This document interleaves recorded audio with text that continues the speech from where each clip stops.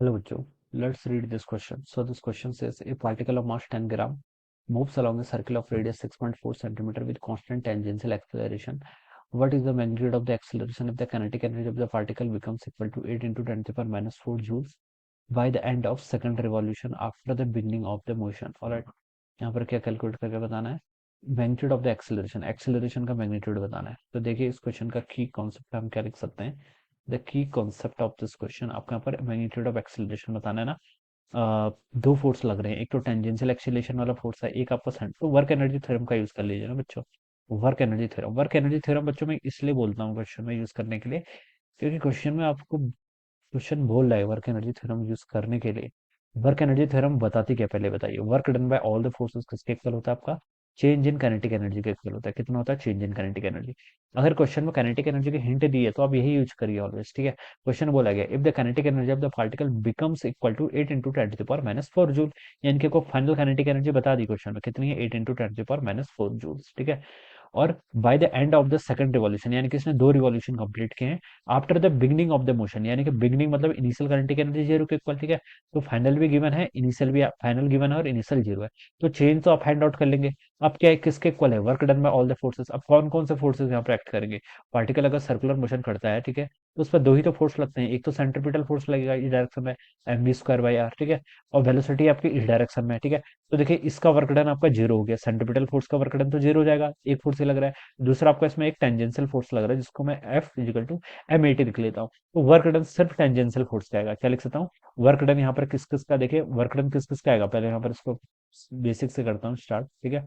तो work done यहाँ पर दो फोर्सेस कर रहे हैं, एक तो आपका सेंट्रीपिटल फोर्स, ठीक है, इसको मैं ऐसे लिख लेता हूँ। दूसरा आपका क्या? टेंजेंशियल फोर्स, ठीक है। ये किसके इक्वल होगा? चेंज इन काइनेटिक, और चेंज इन काइनेटिक एनर्जी कितनी? 8 into 10 to the power -4 joule के इक्वल, ठीक है। अब देखिए सेंट्रीपिटल फोर्स का वर्क डन बच्चों ऑलवेज जीरो होता है, ये तो हमने पढ़ा, ये बेसिक प्रॉपर्टी होती है, ठीक है, सर्कुलर मोशन की, ठीक है। अगर यूनिफॉर्म सर्कुलर मोशन है, ठीक है। और टेंजेंशियल, ओके, टेंजेंशियल फोर्स का, ठीक है, ये यूनिफॉर्म सर्कुलर मोशन नहीं है, तो टेंजेंशियल फोर्स का वर्क डन आएगा, ठीक है। और कितना होगा देखिए, फोर्स इनटू डिस्प्लेसमेंट, फोर्स कितना लग रहा है आपका? मास times tangential acceleration into displacement, तो वो कितना होगा बच्चों? देखिए इसके रेडियस आर के इक्वल है, तो एक बार ये कंप्लीट रिवॉल्यूशन कर लेती है तो कितना डिस्टेंस ट्रेवल करती है? 2 पाई। यहाँ पर दो रिवॉल्यूशन किए तो कितना आएगा आपका? 4 पाई आर के इक्वल आएगा, ठीक है। इट इज इक्वल टू, ये किसके इक्वल होगा? आपका 8 into 10 to the power -4 joules के इक्वल, ठीक है, ये आएगा। तो बच्चों देखें यहाँ पर ना एक चीज और यहाँ पर मैं बताना चाह रहा हूँ। मैंने बोला वर्क डन होता है आपका फोर्स इनटू डिस्प्लेसमेंट के इक्वल। तो कोई स्टूडेंट्स देखिए यहाँ पर ऐसे भी सोच सकता है कि सर पार्टिकल यहीं से स्टार्ट हुआ, दो रिवॉल्यूशन कंप्लीट किए तो 10 नेट डिस्प्लेसमेंट तो जीरो के इक्वल आएगा, ठीक है। तो वर्क डन आपका जीरो होना चाहिए। लेकिन बच्चों यहाँ पर ऐसा होगा नहीं, क्यों नहीं होगा देखिए, क्योंकि देखिए हर इंस्टेंट पर फोर्स देखिए आपका इस डायरेक्शन में लग रहा है, किस डायरेक्शन में? आपका टेंजेंशियल डायरेक्शन में।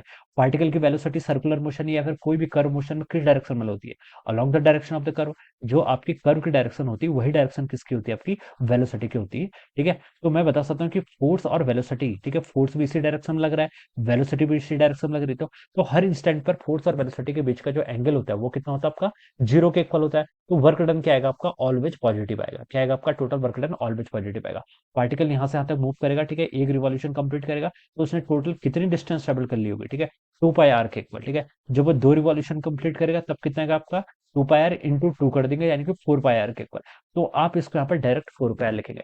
ऐसा नहीं करना है कि टोटल फोर्स यहाँ पर आपका है और डिस्प्लेसमेंट जीरो है तो आपने इसको जीरो कर दिया, नहीं, ऐसा नहीं होगा, ठीक है। आपका फोर्स और डिस्प्लेसमेंट, ठीक है, दोनों के बीच में आपका एंगल कितना है? आपका जीरो के इक्वल आ रहा है। कितना आ रहा है आपका? जीरो के इक्वल। तो टोटल जितना डिस्टेंस ट्रेवल किया है उसको हम यहाँ पर लिखेंगे, कितना हो जाएगा आपका? 4 पाई आर के इक्वल, ठीक है। तो इस चीज का ध्यान रखना है, ऑलराइट। तो यहाँ से हमें बताना क्या था?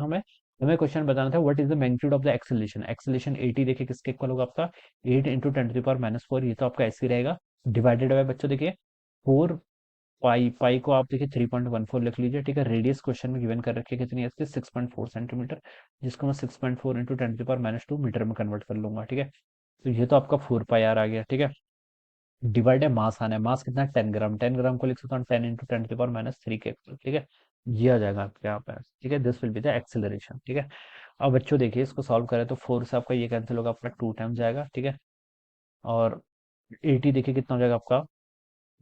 2 into 10 to the power -4 divided by बच्चों कितना होगा देखिए, कैलकुलेशन आप करनी पड़ेगी, ठीक है।